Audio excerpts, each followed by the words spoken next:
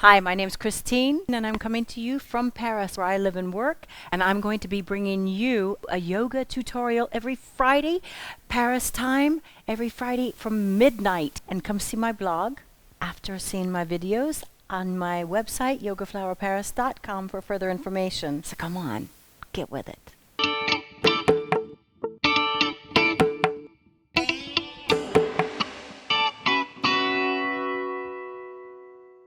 Hi everybody, welcome back. Thank you for stopping by again to my channel. Today we're going to be looking at an asana called Ardha Supta Virasana. Now usually we visit pretty often Supta Virasana, which is also called the half reclining hero pose. Okay, but I'm going to propose a way of looking at this that's a little less intense. Okay, that's going to be stretching the hamstrings and the psoas. And it really relieves sciatica, so I know there's some out there that are going to really love this asana. It's also good for menstrual cramps, headache, and indigestion. And it increases flexibility in the spines, hips, and knees. And it also stimulates the lymph gland. But it is to be avoided if you have inflammation in the knees, okay, and you'll see why in a minute, or you've had recent surgery, or you've had chronic knee injury or pain. So let's get started. What you're going to need is you're going to need 4 blocks, or, and I didn't bring my bolster, but you could use a bolster and then 2 blocks at the end. Everything has to be on the same level. So you don't, if you're using this height on the brick, you're not going to be using this brick this height and this brick this height. It's got to be either this or this, okay? So we're going to line these up, and I'm going to opt for this level of the brick. This will be for my head, the back behind my head. This one's going to be for behind, right underneath my shoulder blades. This one is for my sacrum, and this one will be holding my knee, supporting my knee. So what I'm going to do is I'm going to lift my pelvis off the floor, and I'm going to position my sitting bones on the brick for the minute, keeping both legs bent. And then I'm going to lower down with the help of my elbows, always, to place my shoulder blades on the second brick. And I'm going to adjust that. And then I'm going to adjust the one right underneath the occiput. Okay, now my knees are still bent. So what I'm going to do is I'm going to keep my left leg bent, my foot on the ground, and I'm going to position this brick out a little bit out to the side, to the right side, and I'm going to pull my tibia down to the floor into Virasana and place the back of the foot along the mat. And again, it's really, really important that that little toe is pressing hard into the mat. Okay, now we're going to try and and extend the sacrum down towards the knees as much as possible. We're not going to let the back go up like this, okay? We're really going to try and just scoot that down into the knees. And the left big toe is going to be turning into the center, just slightly. And this brick is going to be supporting this knee. Feeling this stretch here. And that's very good. That's exactly what it's for. And you're also going to be feeling a stretch in the knee itself. If that starts to become uncomfortable, and really uncomfortable, come back. This means you're not ready for this.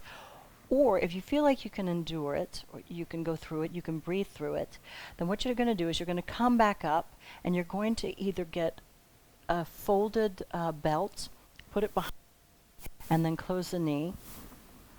And what that will do, that'll open up the ligaments just a little bit, giving a little bit more space, and that'll give you some relief, okay? Or you can put an eye pillow. You can squish an eye pillow in between as well. If not, we're fine.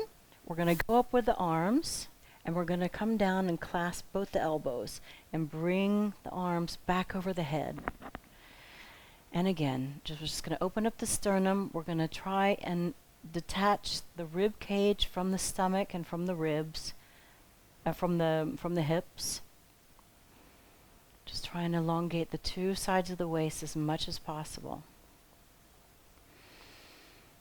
And breathe. And just let the breath and the posture do its work. This is a restorative posture, and the longer we stay into this posture, the more beneficial it is. And usually, we try and work up to staying in this posture for about 5 minutes. I know that that's going to feel excruciating when you first begin, believe me. I remember that. So we're going to stay in it for 45 seconds maybe today, maybe a minute, okay, on each side.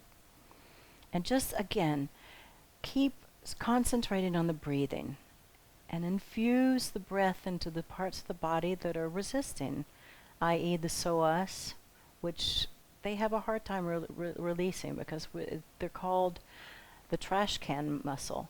They're the muscle that keeps a lot of the emotions bunched up inside, so they resist a lot. So just be kind, talk to yourself, just really get snugly into the posture and just breathe. Releasing the belly, opening up the rib cage, bringing the rib cage, detaching the rib cage from the belly. And at one point, we're going to bring the arms back to the ceiling and change the clasp of the elbows and bring them back down. And again, open up the sternum, detaching the rib cage from the hip area. And just letting the psoas and the hamstring release as far down as possible. And continue to bring the sacrum as far towards the back of the knees as possible. And coming back, we're going to place the forearms on the ground. If you can, just shift the tibia out of the way, using the right foot to scooch the brick to the left side, keeping that right foot on the ground, the right leg bent. We're going to grab the left foot now, and we're going to bring it back into Virasana and place the knee on the brick. Again, taking time to make sure that little baby toe is firmly placed into the mat. Okay, remembering to bring the sacrum down towards the knees. Again, if it starts hurting the knee, come back, place something behind the knee. That's fine. Come back into the posture. Raise the arms, clasp both of the elbows, and bring the arms back behind the head.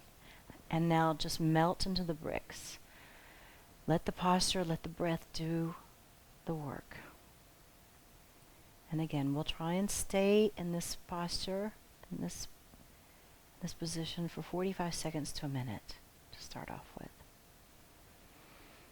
And just remember, all the places in the body, notably the psoas and the hamstrings and possibly the knees, maybe the tops of the feet as well. It's not very comfortable for the tops of the feet when you first start doing this, but it'll come, believe me. It'll really become a very yummy, yummy, yummy posture after a while, after a few times of doing it. And come back up with arms and clasp the elbows in the other direction. Bring them back over the head. And again, releasing the psoas.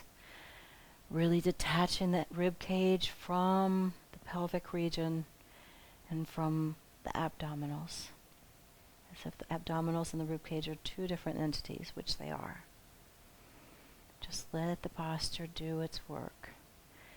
Continuing to bring the sacrum towards the knees. Okay, to come back, we're going to place the forearms and the elbows on the mat again. Release the leg, the left leg. We're going to press, if we have to grab the sides of the mat, we're going to press the elbows into the mat.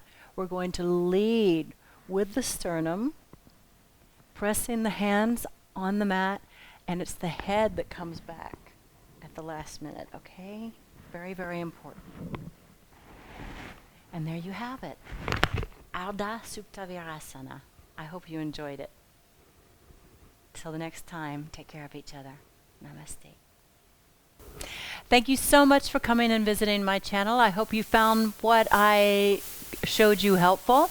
And if you did, I would love for you to subscribe to my channel if you haven't already. Give me a thumbs up, like it, give me a comment, and share it if you can. That'd be great. You can also find me on Instagram and Facebook, and also now on Twitter. I don't know what I'm going to do on Twitter. I have no idea, but you can find me there. Until next time, namaste.